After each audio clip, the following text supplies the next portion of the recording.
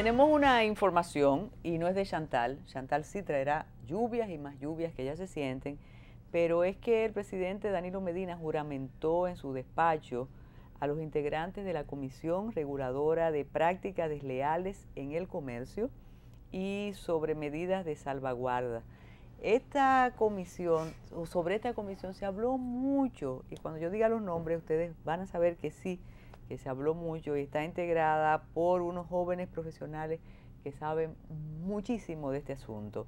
Iván Gatón Rosa, quien preside la comisión, Mario Estuardo Pujols Ortiz, Milagro Josefina Puello Olivero, Elvin Alejandro Arredondo Mescain y Francisco Fantino Polanco Tejada, quienes estuvieron acompañados por el ministro de Industria y Comercio, José del Castillo Sabiñón, que ya no puede estar en Metrópoli, pero mira, está en Industria y Comercio. Fíjate tú, ¿qué tú crees del cambio? Está mejor allá, ¿no? Bueno, yo tengo una relación de amistad con Iván Gatón Rosa desde hace muchísimos años. Un caballero, un profesional de nombradía y de una trayectoria intachable. Además, el problema es cuando son tan buenos que uno espera demasiado. Uno espera demasiado. Y eso es... pero está don José del Castillo, una persona que tiene todo mi respeto. Pero no es José del Castillo el don, es el hijo. El hijo, exacto, también. Exacto. Una persona con quien he tenido la oportunidad de trabajar. Que se fajaba todos los días. Tú puedes ser ministro, ¿eh? Porque yo, José trabajaba aquí todos los días, todos los días. Bueno, no me imagino, habría que crear un ministerio para mí. No digamos de qué. No digamos de qué. Pero vamos a darle la bienvenida. Sería un ministerio muy divertido. Bienvenido. Don Henry Mercedes. Don Henry Mercedes. Don Henry Mercedes, además de ingeniero, es un planificador oficial. Y está hoy en un temperamento muy apacible y lluvioso. Chantal que me tiene así. Pero trata de no provocarlo. La computadora está encendida. Está encendida. De verdad. De verdad. Pueden venir. Tú sabes que como Rubén vive entre el celuloide y la realidad. Claro. Él, tú sabes, pero es verdad. Normal, dice que esas computadoras... Yo cambio de canales a cierta hora de la noche. No, y después de toda esas obras que nos puso Lyle, ahí realmente uno queda como... Sí, motivado, sí, lo sé. Sí, lo sé. El arte contemporáneo es mi debilidad. Cada vez que Henry viene, nos ofrece en muchos sentidos, informaciones muy importantes. Sí, yo lo entendí, por eso quiero trabajar ya. Nos ofrece informaciones muy importantes y muy útiles. Y de una contundencia que a veces a mí me indigna que no se sepa. En una ocasión, Henry Mercedes nos dijo aquí, ¿qué tan seguro es el trabajo de un maestro y una maestra en este país? Y yo no lo sabía. Yo sí digo que además del 4%, nosotros necesitamos maestros y maestras de calidad, y él también dice que se hacen esfuerzos denodados y etcétera, etcétera. Pero ahora hay una queja, porque se supone que una demanda de cada uno de nosotros y de nosotras, que fue el 4%, dicen que no se está cumpliendo, y entonces es una decepción porque esto... ¿Cómo es la cosa? Que no se está cumpliendo. Bueno, pues vamos y hay un detalle muy técnico que ahí tú y yo quizás flaqueemos, porque hay que saber de números y de finanzas para entender. No, pero le damos la vuelta. ¿Se está cumpliendo, Henry Mercedes? Sí, efectivamente. Mira, lo primero que hay que significar es, si vemos por ejemplo la primera gráfica que tenemos ahí de las barras, si la podemos poner, vamos a ver cómo ha sido la evolución del presupuesto en educación en los últimos 3 años. O sea, la ejecución. El presupuesto. ¿Cómo evolucionó? El presupuesto, la próxima. Okay. El presupuesto en el año 2011 fue de 41.535 millones de pesos. En el año pasado era de 58.590. Y para este año estamos hablando de 99.628 millones. Mira, te miramos los dos. Entonces, estamos hablando de un 70% de aumento. O sea, entre el año pasado y este año hubo un 70% de aumento en el presupuesto en educación. ¿Eso qué significa? Que un compromiso por parte de, en este caso del presidente Danilo Medina, no solamente de honrar lo que dice la Estrategia Nacional de Desarrollo de un 4% al sector educativo, no. Se destinó un 4.5%. Yo quiero señalar eso. O sea, el presupuesto del sector educación de este año es de 4.5%, no de 4, de 4.5%, o sea, más del 4%. Y para la educación preuniversitaria está en 4%. Entonces, en cuanto a lo que ya las cuotas asignadas en este semestre, el gobierno ha asignado 47.149 millones, o sea, casi el 50% del presupuesto del año ha sido asignado. Ahora, ¿dónde viene el temita que ha causado un poco y con mucha lógica y razón, el tema de cómo se ha ejecutado el presupuesto?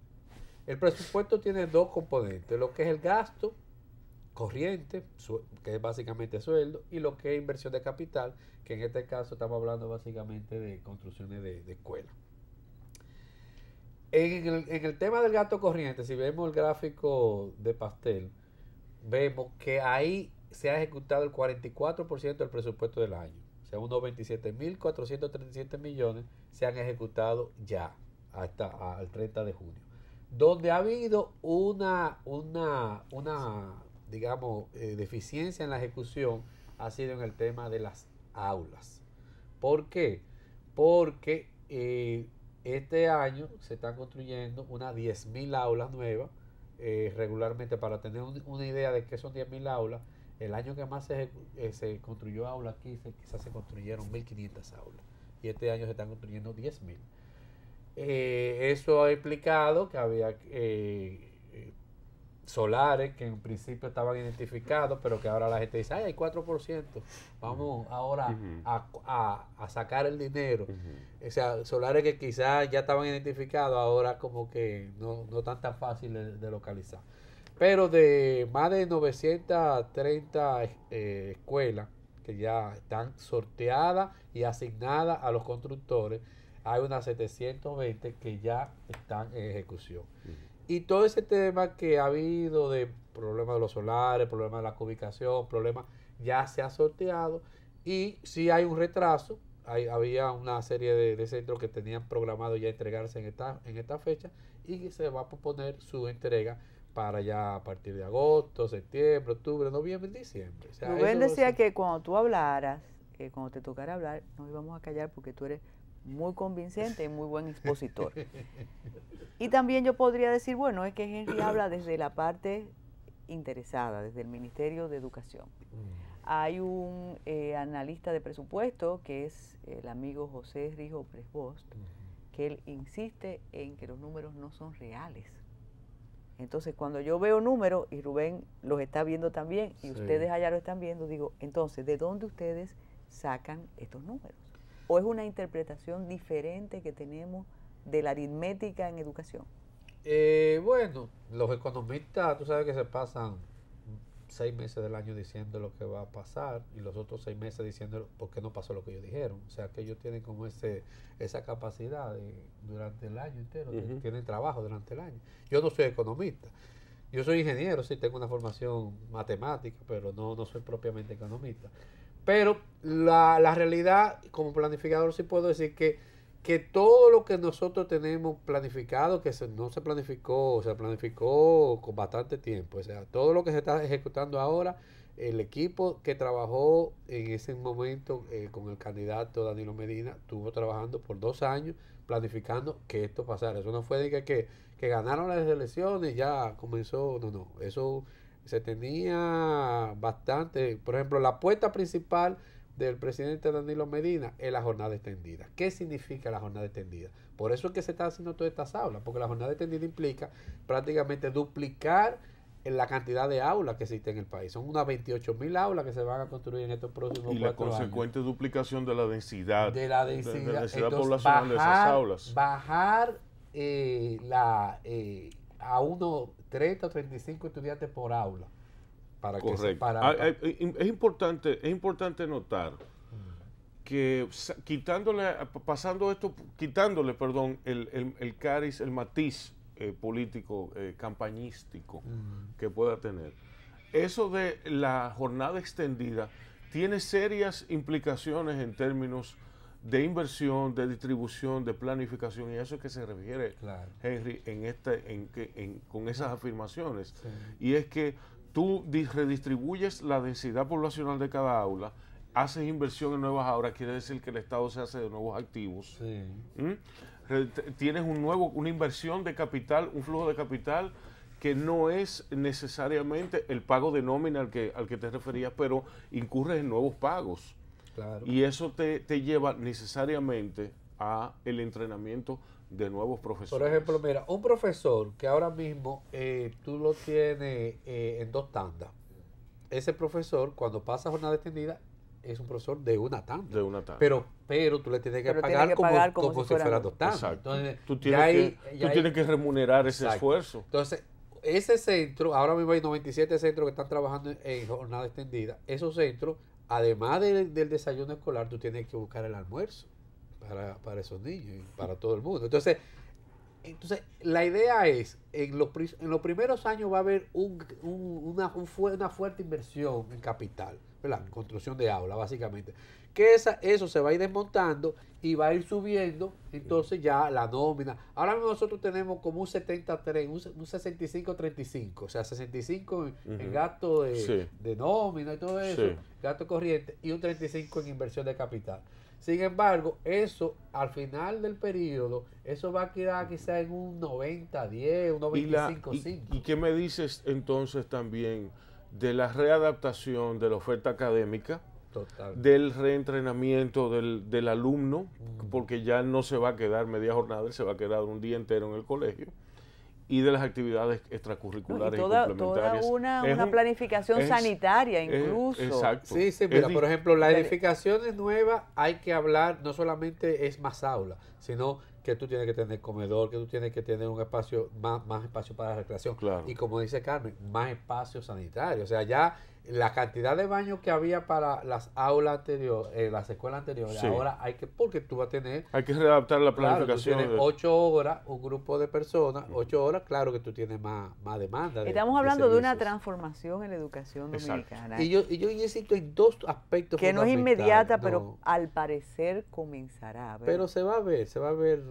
porque son 2 aspectos fundamentales. El aspecto de la calidad educativa, porque está demostrado que mientras más tiempo tú tienes de aprendizaje, de ese proceso de aprendizaje, pues claro que va a tener más rendimiento. Claro. Y por el otro lado, ese lado está la calidad educativa y por el otro lado está el tema de la protección. Es que tú tienes un ambiente de protección a un grupo de personas. Correcto. Que no solamente implica la protección porque tiene la alimentación y tiene... No, está fuera de la calle. De protección que en una población con muchas vulnerabilidades como la que tenemos nosotros, pues, oye, y mira, te digo, por testimonio propio, yo tengo sobrinos que se han educado en el sistema público. Mis sobrinos se han educado en el sistema público. Podríamos decir que un sistema público privilegiado, que son los politécnicos y todo eso. Pero eso te quita una carga económica, una carga de todo. La escuela como centro comunitario, ¿tú piensas que habrá un rescate de ese reducto pero que se había perdido ¿cómo totalmente? Devolver la fe? Porque aquí realmente, mira que en esto voy a competir contigo, Rubén siempre me asigna 10 años más de vida, mayor que él, pero en la generación de mis hermanos, por ejemplo, que llegaron hasta el tiranicidio, la educación era pública. Totalmente. Era pública. Claro. Clase media, media alta en las provincias. Después hubo un acuerdo con la iglesia y comenzaron los colegios católicos, pero era la excepción. Y la calidad era óptima, independientemente de la tiranía y demás. En Europa es una excepción, pero podríamos conseguir. No hay fe, Henry. Decía José Israel Cuello la semana pasada aquí, que las personas, oye qué fuerte, que las personas que vienen a defender la UAS a estos programas, después que hagan la defensa hay que preguntarles si sus hijos estudian en la UAS. Eso es una buena pregunta. Y tú sabes lo duro que puede ser José Israel y lo cínico. La pregunta es, ¿podríamos lograr una educación pública de calidad y los funcionarios puedan inscribir sus muchachos ahí? Yo creo que sí, enteramente. 50 años nos falta. Tenemos que hacer una pausa y regresamos de inmediato.